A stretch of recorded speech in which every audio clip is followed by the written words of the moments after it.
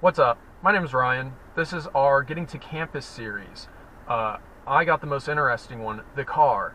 All of my other group members will get to do alternatives to getting to campus, but I got the most fun one, and also the one I'm the least familiar with because I live on campus and just walk or bike there. Obviously, I do know how to drive, but I try to avoid it the best I can in this city for very obvious reasons.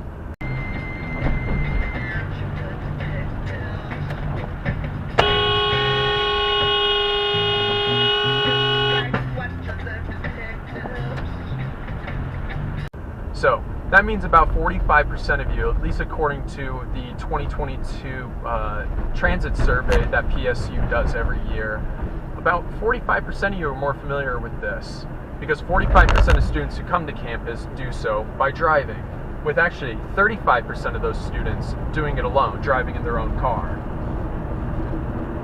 So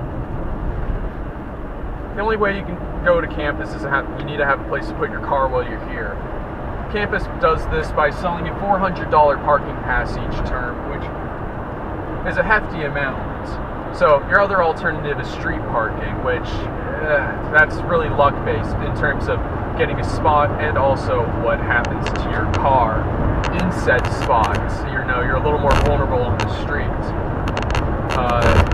I will say, contrary to popular belief, Parking Kitty, the app used for paying for street parking, is not privately owned.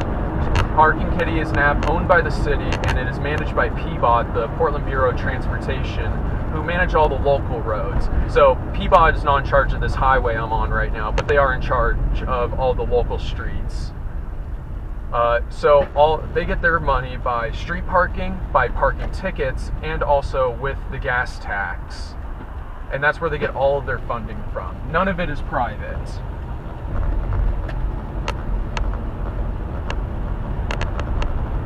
So that's really in terms of it when it comes to getting to campus.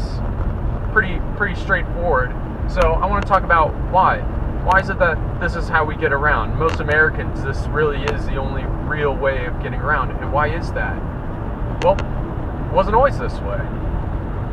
In the 1900s, a majority of American cities, and Portland included, were streetcar cities. They were grown by these streetcars were privately owned, and they would expand out. And as they'd expand out, these companies that owned the streetcars were also into real estate, and they would sell houses along these lines. These houses would generate ridership for the lines and make it so people could get into the city pretty easily.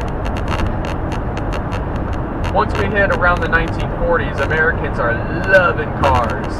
I mean, they were pretty revolutionary at the time. You could get around whenever you wanted, wherever you wanted, at least if there was a good road. So what happened to the streetcars? Well, we ripped them out. Or we didn't rip them out, but companies did. They were slowly bought up by companies like Ford or GM, and they were ripped out and replaced with bus lines, or not replaced at all, because doing so would make it so that these people have to drive. All of Portland's best neighborhoods and most popular neighborhoods, they were all once streetcar cities, or streetcar neighborhoods. Think about Mississippi, Alberta, Hawthorne, Belmont, Woodstock. All of these were built around the streetcar, and the reason why they're still so popular is because they weren't built around the car. When you build an area around cars and getting cars around as efficient as possible, it makes the area as hostile as possible to anybody that's not in a car. So Portland starts getting its highways like this in the 1950s. We bring in Robert Moses, who was the urban planner of New York, to come in and give Portland a big master plan of where we should put our highways.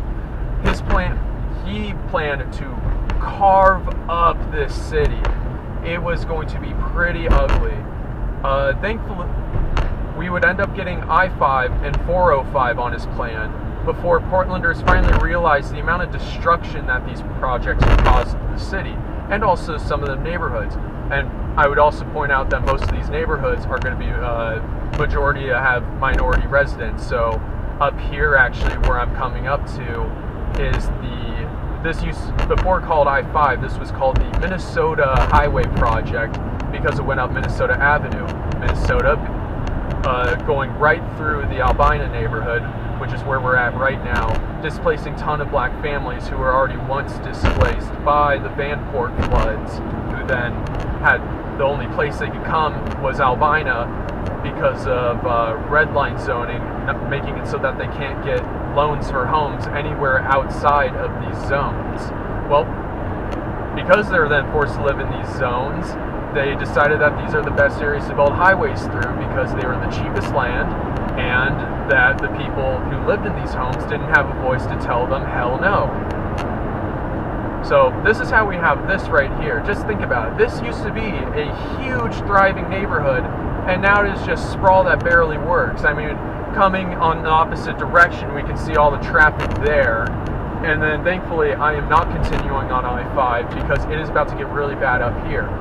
So when they realized all the destruction these highways made, it led to the highway revolts. So the Albina neighborhood is about to get carved up even more. And actually right in front of me, you can maybe see, if I were to keep driving straight, there's a little ramp right there. You might wonder, what the hell is that ramp? That's actually a ghost stub.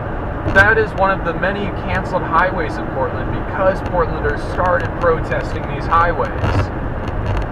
And thankfully, it worked. There are several highways that got canceled. That one there would be the Rose City Freeway. And then the other very famous one, if I were going the other way on I-5, we would see the highway stubs for the canceled Mount Hood Freeway. That was a nice move.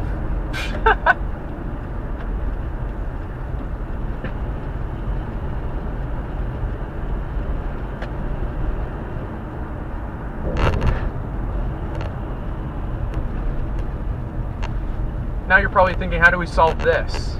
Well, there's not much we can get around this besides viable alternatives to driving. When we canceled the highways, we had so much federal funding for those highways, we actually put them towards other projects. This is actually how we'd end up with the Metropolitan Express, also known as the MAX. The original Banfield line, built along 84, was built with federal highway money, which was not easy to use. The city was sued over it, but we ended up prevailing, and we got the transit system to alleviate some congestion on the highways. Some of you might be thinking, isn't this just like a water pipe? We could just expand it and increase the capacity, which works for a little bit, but then it turns into the psychological problem with traffic.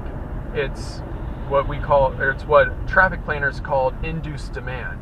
You build it, they will come. You build a new highway lane, people are going to realize that this highway may now be a little faster and a little efficient to use, and so they're going to start coming to the highway. Maybe if they wouldn't have done so before. The issue is a bunch of people are having this thought, and they just end up clogging that new lane right up. So our only solution is more solutions like what we did in the 80s, is expanding more of grade separated transit like the MAX and going to places we want to go.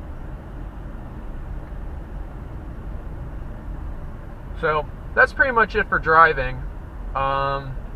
It's going to take me like another 5 minutes to get back to campus. 5 minutes to go a mile, mind you.